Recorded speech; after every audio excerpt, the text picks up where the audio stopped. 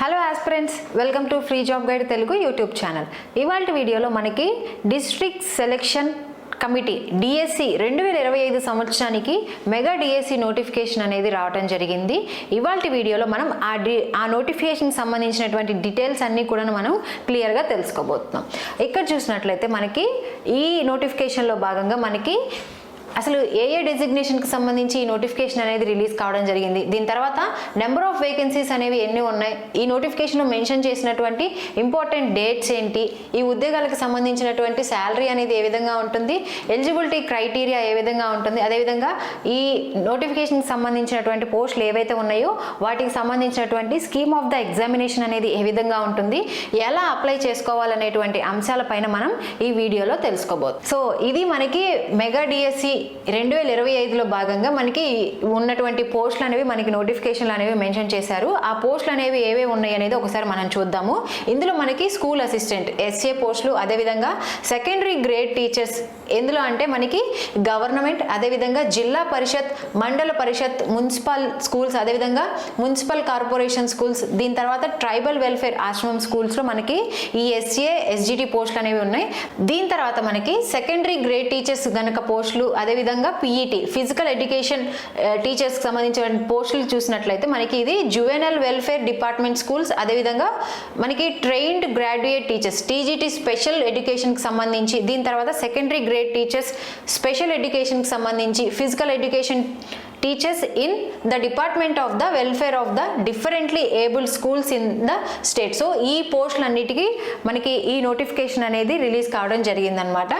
So ఇక్కడ చూసుకున్నట్లయితే మనకి ఈ స్కూల్ ఎడ్యుకేషన్కి సంబంధించి మనకి జెడ్పీపీ, గవర్నమెంట్ జెడ్పీపీ, అదేవిధంగా ఎంపీపీకి సంబంధించినటువంటి డిస్ట్రిక్ట్ క్యాడర్ వైజ్గా మనకి వేకెన్సీస్ అనేవి, టోటల్ వేకెన్సీస్ అనేవి నోటిఫికేషన్లో మెన్షన్ చేశారు.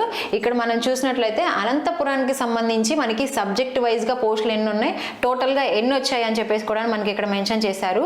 సో ఈ విధంగా మనకి గవర్నమెంట్ జెడ్పీపీ, ఎంపీపీ సంబంధించి డిస్ట్రిక్ట్ వైజ్గా మనకి ఇక్కడ మొత్తం నెంబర్ ఆఫ్ వేకెన్సీస్ ఏంటంటే 11,652 పోస్టులు అనేవి ఉన్నాయన్నమాట.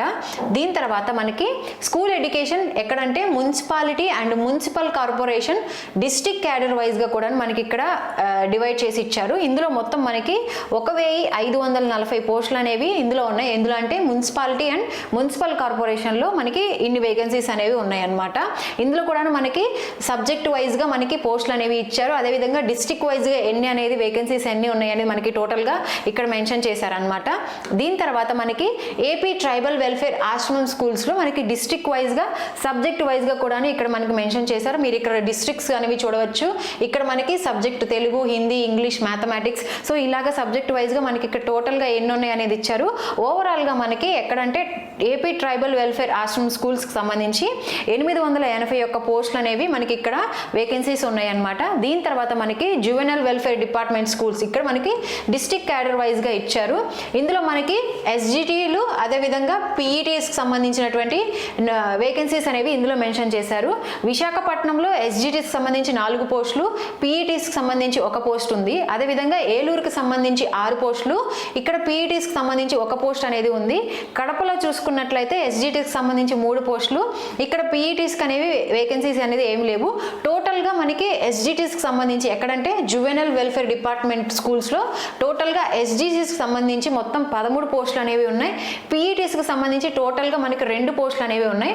టోటల్గా ఇక్కడ మనకి 15 పోస్టులు అనేవి ఇక్కడ జువెనల్ వెల్ఫేర్ డిపార్ట్మెంట్ స్కూల్స్లో మనకి వేకెన్సీస్ ఉన్నాయి. దీని తర్వాత department for the welfare of the differently able స్కూల్స్లో మనకి ఇక్కడ స్టేట్ క్యాడర్ వైజ్గా మనకి స్టేట్ వైజ్ వేకెన్సీస్ అనేవి ఇవ్వడం జరిగింది. ఇందులో మనకి ఇక్కడ సబ్జెక్ట్ వైజ్ కూడా ఎన్ని వేకెన్సీస్ ఉన్నాయి అనేది మనకి ఇక్కడ క్లియర్గా మెన్షన్ చేశారు. ఇక్కడ హెచ్ఎస్ స్కూల్స్లో మనకి తెలుగుకి సంబంధించి 1 పోస్టు, మ్యాథమెటిక్స్కి సంబంధించి 2 పోస్టులు, ఫిజికల్ సైన్స్కి సంబంధించి 2 పోస్టులు, బయోలాజికల్ సైన్స్కి సంబంధించి అసలు పోస్టులు లేవు. ఇక్కడ మనకి విహెచ్ స్కూల్స్లో దీనికి సంబంధించినటువంటి పోస్టులు ఉన్నాయి. పిఈటీకి 1, ఎస్జిటీస్కి 5, టోటల్గా ఇక్కడ మనకి 11 పోస్టులు ఉన్నాయి. ఏంటి హెచ్ఎస్ స్కూల్స్కి సంబంధించి టోటల్గా 11 పోస్టులు అనేవి ఉన్నాయి. అదేవిధంగా విహెచ్ స్కూల్స్కి సంబంధించి టోటల్గా 20 పోస్టులు అనేవి ఉన్నాయి. ఇక్కడ మనకి ఓవరాల్గా మొత్తం మనకి 31 పోస్టులు అనేవి మనకి ఎందులో ఉన్నాయంటే department for the welfare of the differently abled స్కూల్స్లో మనకి ఇక్కడ టోటల్గా 31 పోస్టులు అనేవి ఉన్నాయన్నమాట. సో దీని తర్వాత మనకి ఆల్రెడీ మనకి 2024లో మనకి డిఎస్సి నోటిఫికేషన్ అనేది రావడం జరిగింది. అప్పుడు చాలామంది అభ్యర్థులు అప్లై చేసుకునే ఉండుంటారు. ఎవరైతే అప్పుడు అప్లై చేసి ఫీ పేమెంట్ అనేది చేసి ఉంటారో వాళ్ళు మళ్ళీ ఇప్పుడు ఫీ పేమెంట్ చేయాల్సినటువంటి అవసరం లేదు. సో ఆ ఫీ ఏదైతే ఉందో మీ యొక్క రిజిస్ట్రేషన్ నెంబర్ తోటి మీ యొక్క ఫీ డీటెయిల్స్ అనేవి మీరు అప్లై చేసుకునేటప్పుడు మనకి ఇక్కడ కనిపిస్తాయి ఈ నోటిఫికేషన్లో. సో వాళ్ళు మళ్ళీ ఫీ పే చేయాల్సినటువంటి అవసరం లేదనమాట. ఇంకా ఎవరైతే ఎక్కువ పోస్టులకి అప్లై చేసుకుంటున్నారో సో ఆ ఎక్కువ పోస్టులకి మనం ఫీ అనేది పే చేయాల్సినటువంటి అవసరం అనేది ఉంటుంది. లేదంటే మిగతా అప్పుడు ఏ పోస్టులకు అయితే అప్లై చేశారో ఏ ఫీజు అయితే కట్టారో సో అది మళ్ళీ ఇప్పుడు కట్టాల్సినటువంటి అవసరం లేదు. ఇంకా ఏమన్నా ఎక్స్ట్రా పోస్టులకి అప్లై చేసుకోవాలనుకుంటే వాటికి మాత్రమే ఈ నోటిఫికేషన్లో ఫీ అనేది కట్టాల్సి ఉంటుంది. సో ఇక్కడ మనకి 750 రూపాయలు అనేది ఈ అప్లికేషన్ ఫీ అనేది ఉంటుందన్నమాట.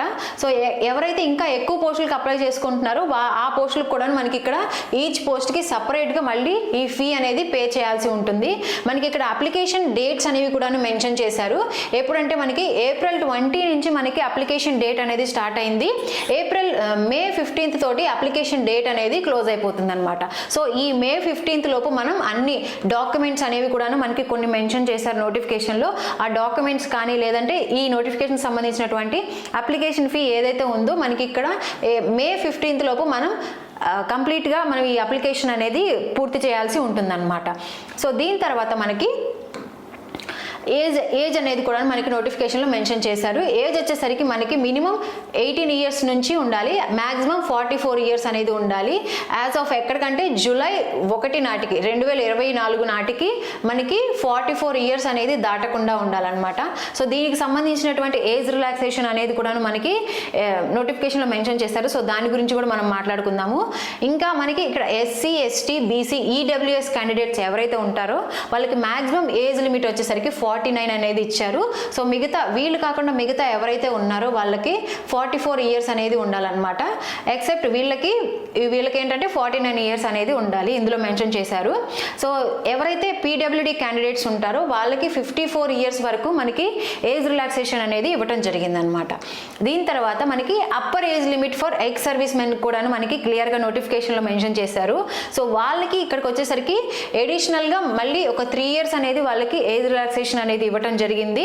సో ఇక్కడ మనకి ఎలా క్యాలిక్యులేట్ చేస్తారనేది కూడా మనకి ఇక్కడ ఇచ్చారు. సో ఇక్కడ ఏంటంటే the length of service rendered in the armed forces plus and additional 3 years shall be deducted from the actual age అనేది కూడా మనకి ఇక్కడ నోటిఫికేషన్లో ఎక్స్ సర్వీస్ మెన్కి సంబంధించినటువంటి ఏజ్ రిలాక్సేషన్ అనేది ఇవ్వటం జరిగిందనమాట.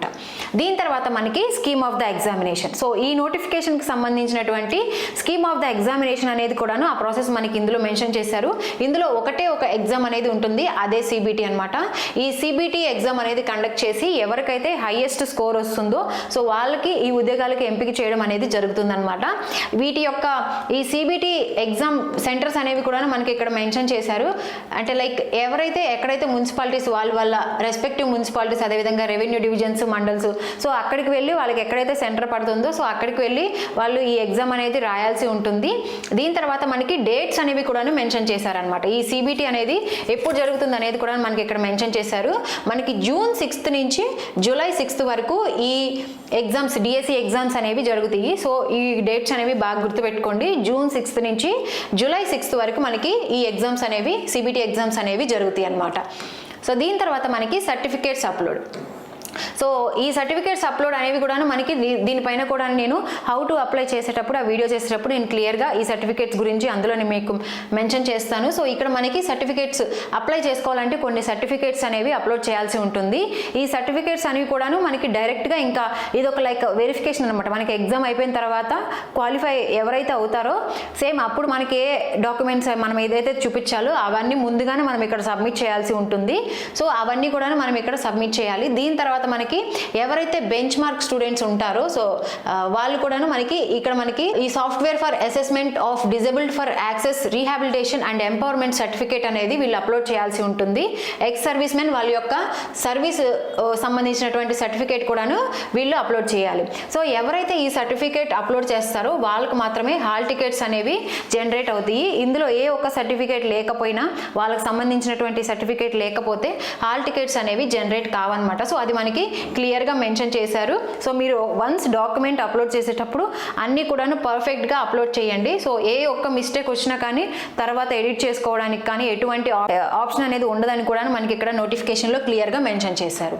సో దీని తర్వాత మనకి ఇందులో మనకి వెయిటింగ్ లిస్ట్ కానీ మెరిట్ లిస్ట్ కానీ ఇలాంటిది ఏమి ఉండదన్నమాట. డైరెక్ట్గా ఎవరికైతే మనకి మెరిట్ వస్తుందో వాళ్ళ లిస్ట్ వరకే ఉంటుంది, వెయిటింగ్ లిస్ట్ అనేది ఉండదు. సో ఇఫ్ ఇన్ కేస్ ఒకవేళ పోస్టులు అనేవి మిగిలిపోతే అవి మనకి ఎక్కడ క్యారీడ్ ఫార్వర్డ్గా మనకి ఫ్యూచర్ రిక్రూట్మెంట్లో భాగంగా ఆ పోస్టులు అనేవి ఇస్తాము, అంతేకాని వెయిటింగ్ లిస్ట్ అనేది ఉండదు ఈ ఎగ్జామ్కి అని చెప్పేసి మనకి నోటిఫికేషన్లో క్లియర్గా మెన్షన్ చేశారు. దీని తర్వాత మనకి schedule for AP mega DSC. So ఇక్కడ మనం ఒకసారి క్లియర్గా లాస్ట్ ఒక హెలికాప్టర్ వ్యూ అనేది ఇద్దాము. సో ఇందులో మనకి ఏప్రిల్ 20th మనకి ఈ నోటిఫికేషన్ అనేది రావడం జరిగింది. మనకి అప్లికేషన్ డేట్స్ అనేవి ఏప్రిల్ 20 నుంచి మే 15th వరకు మనకి అప్లికేషన్ డేట్స్ అనేవి ఉంది. సో ఇక్కడ మనకి మాక్ టెస్ట్ అనేది కూడా మనకి ఇక్కడ మెన్షన్ చేశారు. మే 20th మనకి ఇక్కడ online mock test availability for mega DSC అనేది ఇక్కడ మనకి ఇచ్చారు నోటిఫికేషన్లో.